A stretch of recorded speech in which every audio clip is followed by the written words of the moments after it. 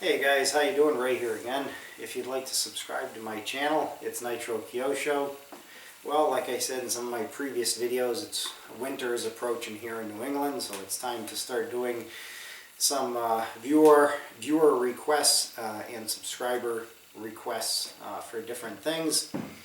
I got a lot of people asking me about Spektrum controllers and upgrades, differences, what's worth upgrade, what isn't, what do I need, what don't I need. Well, one of your standard couple we're going to talk about here, this is the dx6i, which all of you know became famous with the Blade 400 Ready to Fly package. It was a pretty good controller, very reliable controller. Came with a lot of bells and whistles and everything on it. For an entry-level controller, it was pretty impressive compared to like the lower line, the cheaper off-name brand helicopters that were coming with just the old basic non-computer type radios. So what we're going to do is we're going to talk about two of these. These are two great ones for helicopters, and I got a lot of requests about these two in particular, minus the dx8. The dx8, in my opinion, is geared more towards airplanes with having the 8th channel on it. We're going to talk a little bit about that in this session too. What we're going to do, guys, let's start with the comparison of these two models. They have different ways to buy these guys. You can get them with receivers, without receivers, with servos, without servos. There's different packages available. You can get, I think, the bottom line price with just what you see here as far as the controllers without servos and receivers. You can get this for around, I think, $160 now, and this for $249 at A-Main Hobbies. They can do a lot of the same things, but we're going to talk basically, so we don't waste you guys your time out there, we're going to talk about the key features and upgrades from the 6 to the 7S. Now this is the newest one. This is not the SE, this is the S model. So let's get started. Okay, the DX6 and the DX7. The DX6 here comes with a 10 model memory, which means you can store up to 10 different aircraft or helicopters. With the DX7, the advantage over the DX6 is you can store 10 extra. You can store 20. So if you have a lot of choppers and you have a lot of airplanes, then you know that might be something that is an advantage to you. Although 10 is quite a bit. I mean, I don't have that many. I have maybe 3 or 4 helicopters, and that's about it. But it depends on the person and what they have. But it definitely is a nice feature to have that extra 10 if you need it. The DX6 comes with, as probably a lot of guys know by now, the audio alarm, which you set your, a lot of guys call it the turkey timer. You set your timer for your flight times, your battery, 4 or 5 minutes, whatever have you. And that is a nice feature to have. A lot of the old non-computer radios didn't have anything obviously like that. The advantage with the DX7S, one great feature, well actually two, it has the audio alarm, but it has a vibration alarm too. So if you've got something going loud or you're in a loud area and you can't hear that beeping, you're going to get that big time vibration at the end of your time. The other incredible feature that Spektrum Horizon Hobby they added to this is everybody, including myself, either whether it's with an airplane or a heli, will pop that thing off the ground, and then a second later you're forgetting in all the excitement, oh my god, did I set that timer, did I set that, and then you don't want to look down on the screen in case that you don't want to crash your airplane, helicopter. Airplane's a little different, but helicopters, anybody knows you take your eyes off them for a second, it could lead to disaster. Not as much with the bigger ones, they're more stable, but the smaller ones.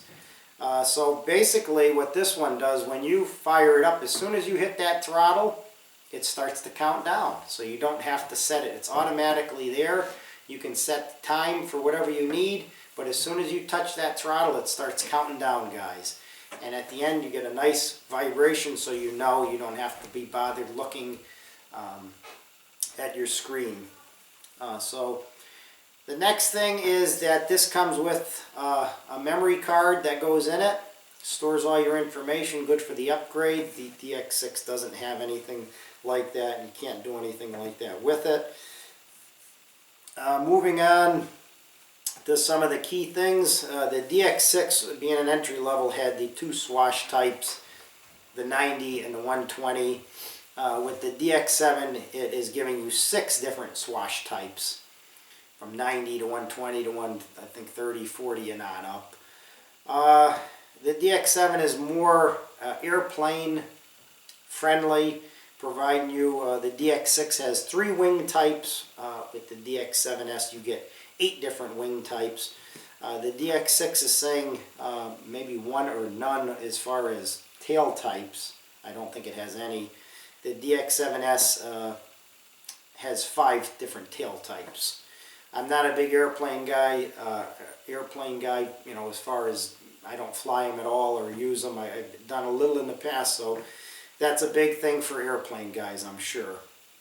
Another thing for the airplane guys, the dx6 offers 2 position flaps, 2 flap positions, and you get 3 flap positions with a delay and an elevator compensation with the 7. The dx7 has, obviously it has a bigger screen than the dx6, as you can see, which is a lot nicer. And like I said earlier on, throttle activated timer, which is nice. The dx6 doesn't, so you have to be responsible for hitting your own timer. The other big feature between them, this came with on your gimbals here, okay? It came with a set of 2 bearings per sticks, gimbals. The upgraded dx7s has 4 quad bearing gimbals, so you're going to get a smoother, better stick movement. The dx7 has in the back the rubber grips, opposed to these are just plastic and a little slippery, so you get a little bit more comfort. They look the same, but when you touch them, the whole back section, this whole back section is rubber, black rubber, okay, not plastic, so it's easier to hold, more comfortable.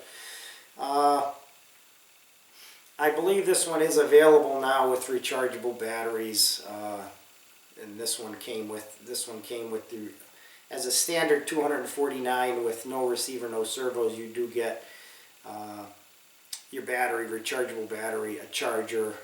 You get your strap, neck strap, and you get your SD card, and obviously your booklet and instructions. And like I said, the other big thing is the storage, the updatable card, and the storage device, which this one doesn't have. Those are really the key features, the differences. I called my friend at A-Main Hobbies, Gregor McGrath, who's a pro flyer, and he recommended, and I also talked with my friend at Horizon Hobby, and they said that, I said, well, I want to get the DX8. They said, don't waste your money. The DX8 has got the 8th channel, which you don't really need for helicopters unless you want to do something extra on it. They said the only difference between the DX7s and the DX8 is 2 differences. Two, I think they said. Or one, between the 7 and the 8 is the 8 has the lit back screen for night flying, and it has the 8th channel. And as far as those 2 things, they told me that's the only difference, is the lit back screen and the 8th channel. And it's about $100 more. It's $349 just for the controller, the same setup that you get with this. And you really don't need it for a helicopter, unless maybe you want to add bomb droppers or do crazy stuff, or maybe some of the scale guys might need it for something, I don't know. But other than that, I got quite a few pro flyer buddies that really help me out and give me tips that I can share on to you to save you guys a little bit of money. I have the 2 printouts of both of these guys. Other than that, a lot of the things you can still do, you know, all your programming. The DX7 is a little bit harder. You got to read the book a little, not as much harder, but a few more different things. When you turn this on, you can access everything through this. When you turn this one on, you have to turn it on 2 different ways to access 2 different sets of, like you can't change your models by just turning it on regular. You have to turn it on by holding this down, the roller and this, to access different sections of the controller. When you turn this one on, you're able to access everything. So it's a little bit more reading. But basically the features of programming are very similar. It's not to scare anyone away, a huge difference and to make you scared. It's just read the manual, the initial first couple pages, so you know and you don't get frustrated. And like I said, the price goes up when you add the kits with these, with the servos and the receivers. Other than that, guys, those are the big things to talk about as far as I can see on my 2 printouts here. Like I said, the dx6i does come now with the option of getting rechargeable batteries and a charger. Originally it didn't. And they're both great controllers. If you've moved up a little and you want to kick it up a notch and be able to do a few more different things and have some nicer features, this is a better radio than the 6.